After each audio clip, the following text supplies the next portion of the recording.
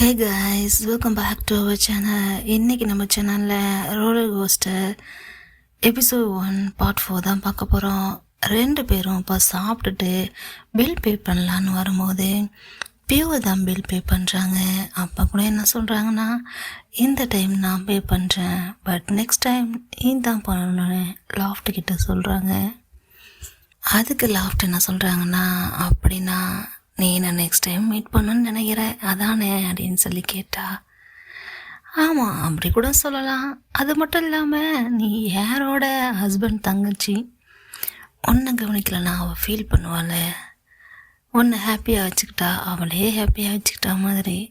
Sometimes அவள் மூடியாக இருந்தானா நீ அவளுக்கு ஹெல்ப் பண்ண மாட்டியா, சேர் பண்ண மாட்டியா, அதுக்காக தான் இதுங்கிற மாதிரி பியூரு எப்போ பார்த்தாலும் யாரை பற்றியே பேசிகிட்ருக்கா. அதை கேட்டதும் லாஃப்ட்டுக்கு ஜோ வலிக்குதுமா நீ பேசுகிறது, நான் ஒன்ட்ட ஃப்ளட் பண்ணிகிட்ருக்கேன், ஆனால் நீனே யாருன்னு சொல்லிகிட்ருக்கியே.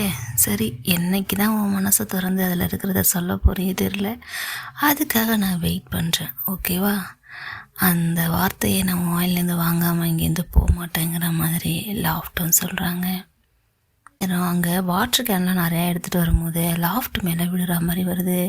டக்குன்னு பியூர் லாஃப்டோட இடுப்பை பிடிச்சி இந்த பக்கம் இழுக்க, அங்கே என்ன நடக்குதுன்னு யோசிக்காமல் லாஃப்ட்டு பியூர் மூஞ்சியே பார்த்துக்கிட்டு இருக்காங்க.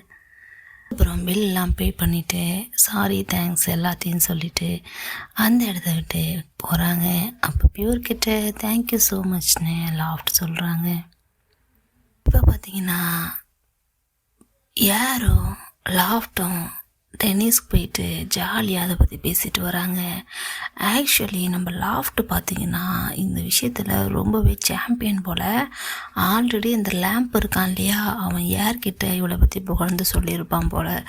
இப்போ யாரும் அதை தான் பேசிட்டு வராங்க. நான் உன்னை பற்றி நிறையா கேள்விப்பட்டிருக்கேன், நீ என்கிட்ட விளையாண்டு தோற்ற மாதிரி தோற்றுருக்கலாம், பட் நீ நல்லா விளையாடுவியாமே, எல்லோரும் உன்னை பற்றி சொல்லியிருக்காங்கன்னு சொன்னதும், ஐயோ அதெல்லாம் பொய், அதெல்லாம் நம்பாதீங்க, எனக்கு தெரிஞ்சு தப்பாக நினச்சிட்ருக்கீங்க என்னை பற்றிங்கிற மாதிரி லாஃப்ட்டு சொல்ல, சரி சரி திறமசாலிங்களே ஒத்துக்க மாட்டீங்களே அப்படின்னு சொல்லிகிட்டு இருக்கும்போது, ஆக்சுவலி நான் ஒருத்தங்களை சீக்ரெட்டாக லவ் பண்ணுறேன், அதுவும் ஒன் சைடான்னு சொன்னதும், என்னது நீ லவ் பண்ணுறியா, அதுவும் ஒன் சைடாவா, எதுக்கு ஒன் சைடா, நீ லவ் பண்ணுறேன்னு சொன்னால் அவங்களே ஓகே சொல்லிடுவாங்களே, அந்த மாதிரி தானே நீ இருக்க, உன்னை போய் யார் நோ சொன்னது, சொல்லுன்னு சொல்லிட்டு ரொம்ப ஆர்வமாக யார் கேட்க அப்படியே கிட்ட வந்து போய் சொன்னேன், அப்போல்லாம் நான் யாரையும் ஒன் சைடாக லவ் பண்ணுறேன்னு சொல்லிடுறா.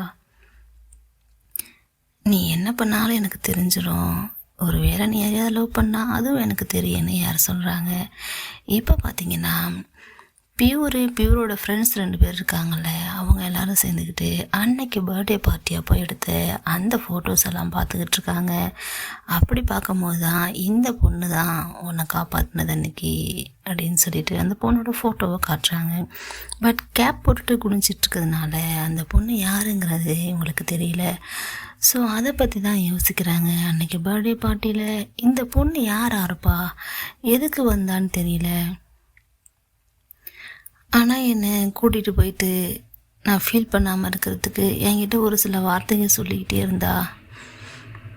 அப்போ அவள் கழுத்தில் இருந்த செயினை மட்டும் நான் பார்த்தேன், அந்த செயின் எல்லுன்னு போட்டிருந்துச்சு, அதை தவிர எனக்கு வேறு எதுவும் ஞாபகம் இல்லைன்னு சொல்லிட்டு பியூரும் சொல்கிறாங்க. நல்லா யோசிச்சு பாருன்னு அவங்க ஃப்ரெண்ட்ஸும் இது பண்ணுறாங்க. அப்போ தான் அவள் சொல்கிறா, இது கண்டிப்பாக யாரும் கிடையாது, நீங்கள் யாரும் கிடையாது, இது ஏதோ ஒரு புது ஆள், யாருன்னு தெரியலன்னு சொல்லும் போது, நல்லா யோசி, யாரோ ஒரு ஸ்ட்ரேஞ்சர் உன்னை பற்றி தெரியாதவங்க உன்னை லவ் பண்ணுறாங்கன்னு நினைக்கிறேன், நல்லா யோசிச்சு பாருன்னு சொல்லிட்டு இருக்கும்போது இங்கே யாரையும் லாஃப்டையும் காட்டுறாங்க. 2 பேரும் பாய் பாய் சொல்லிட்டு அந்த இடத்த விட்டு கிளம்புறாங்க. மறுபடியும் இங்கே ரெஸ்டாரண்ட்டை தான் காட்டுறாங்க. அதே ஃப்ரெண்ட்ஸ் தான் பேசிக்கிட்டு இருக்காங்க. இப்போ தான் அப்படியே பார்த்தீங்கன்னா லாஃப்ட்டு போய் காரில் ஏறினதும் அவள் செயினெல்லாம் சரி பண்ணி விட்டுறதை காட்டுறாங்க. அப்போ அங்கே காட்டின அதே $L இவள் கழுத்தில் இருக்குது. இவளும் யோசித்து பார்க்குறா, நம்ம அந்த டாலரை எங்கேயோ பார்த்துருக்கோமேன்னு சொல்லிட்டு பியூரும் யோசித்து பார்க்குறா. பட் கரெக்டாக அவளுக்கு ஞாபகம் வரலை. இங்கே பார்த்தீங்கன்னா யாரோட பெட்ரூமை காட்டுறாங்க. யாரும் அவங்க ஹஸ்பண்ட் லேம்பும் தனித்தனி பெட்ரூமில் தானே இருக்காங்க. ஸோ அந்த பெட்ரூமை ஒரு வேலைக்காரன்ட்டி க்ளீன் பண்ணிகிட்ருக்காங்க. அப்போ பார்த்தீங்கன்னா 2 ஃபோட்டோஸ் குப்பரை கவுத்து வச்சுருக்காங்க. என்னன்னு சொல்லிட்டு நம்ம யாரும் அதை எடுத்து பார்த்தா அதில் இருக்கிறது யாரும் பியூரும் தான். இவங்க 2 பேரோட ஃபோட்டோஸையுமே அவங்க பெட்ரூம்லேயே, அது மாமியார் வீட்லேயே கொண்டு போய் வச்சுக்கிற அளவுக்கு எவ்வளோ ஃப்ரீடமாக இருக்காங்கன்னு பாருங்களேன். அது மட்டும் இல்லாமல் அவங்க பேக்ரவுண்டில் இருக்கிற எல்லா பெயிண்டிங்ஸுமே பியூர் வரைஞ்சது தான். எல்லாத்தையுமே ஒரு கலெக்ஷன் மாதிரி கொண்டு வந்து அவங்க பெட்ரூமில் வச்சுருக்காங்க. இந்த ஃபோட்டோஸை யாரடி பண்ணது, அன்றைக்கி அம்மா வந்தாங்களே அவங்களான்னு சொல்லி கேட்டால் அதெல்லாம் இல்லை, அன்றைக்கி அவங்க மாஸ்டர் பெட்ரூமுக்கு மட்டும்தான் போனாங்க, இங்கே வரவே நான் விடலை, அப்புறம் இது யார் பண்ணதுன்னு யோசிச்சுக்கிட்டு அப்படியே விட்டுறாங்க. எங்கே பார்த்தீங்கன்னா பியூர் தான் எதையோ யோசிக்கிற மாதிரி இருக்குது. என்னென்னா அவங்க அப்பா சொன்ன விஷயத்த தான், எங்களால் முடிஞ்ச வரைக்கும் நாங்கள் சேர்ந்து இருக்கலான்னு ட்ரை பண்ணோம், இப்போ டயர்ட் ஆகிட்டோம், ஸோ பிரிஞ்சிடுறது தான் பெஸ்ட்டுன்னு நினைக்கிறோன்னு சொன்னது அவளுக்கு ஞாபகம் வருது.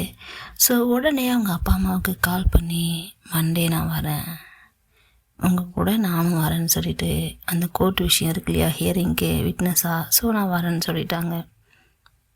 இப்போ யாருன்னா லாஃப்ட் தான் கால் பண்ணுறான். லாஃப்ட் கால் பண்ணி அவளுக்கு ஒரு சில ஹேண்ட்மேட் ஐட்டம்ஸ்லாம் வேணும்னு சொல்லிட்டு பியூர்கிட்ட சொல்ல, பியூரும் சரி நாங்களே அங்கே கொண்டு வந்து கொடுத்துட்றோங்கிற மாதிரி அவங்களும் சொல்கிறாங்க.